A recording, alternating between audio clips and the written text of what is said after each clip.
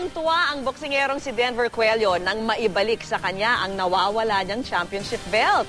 Abot-abot ang kanyang pasasalamat sa mabait na taxi driver na nagbalik nito. Nakatutok si Bernadette Reyes. May ambisyon din kayo maging boksingero ng araw? Kabataan pa po ako. Lumalabang ka o? Champion na kayo? Imbis na mamasada sa tanggapan ng DZBB, dumiretso ang taxi driver na si Pepito Sumalinog. Bit-bit ang bag ni WBC Minimum Weight Silver World Champion Denver Cuello. Laman nito ang nawawalang title belt ng boksingero.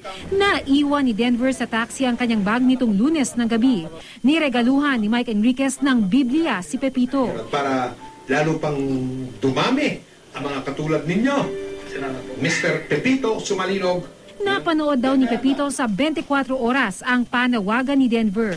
Kung may maiwan na mga gamit, huwag na sila mag-autobilin na ibalik. Kayo na lang kusang magsauli kasi wala rin, babalik rin sa inyo yung ganyan eh.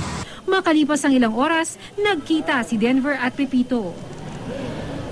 Nagpapasalamat po ko sa mahal ng Panginoon na may isang tao na taos pusong bumalik po ng gamit ko, lalong-lalo na po yung belt ko. Ngayong naibalik na kay Denver Cuello ang kanyang championship belt para sa WBC Silver Minimum Weight Division, lalo raw siyang inspirado sa kanyang darating na laban sa Enero. Ito yung inspirasyon ko talaga sa pagbaboxing ko.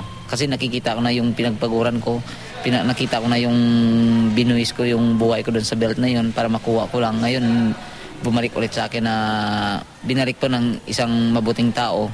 Kailangan munang magpagaling ni Denver matapos magka-injury ang kanyang kanang balikat at pumutok ang kanang mata nang ma-headbutt sa tune-up fight laban kay Ivan Meneses nitong nakaraang buwan sa Mexico. Kumpiyansa naman ng boxing analyst na si Knito Henson na mauwi ni Denver ang kampyonato. November 7, lalaban ng isang Chinese fighter against a Mexican fighter for the vacant championship. At kung sino pong manalo doon, yun ang makakalaban ni Denver. Yung kanyang pagkakataon to become a world champion, darating na yan. Hopefully sa January. At pagdating ng kanyang pagkakataon, ako'y very confident na mananalo siya ng world championship. Bernadette Reyes, Nakatutok, 24 Oras.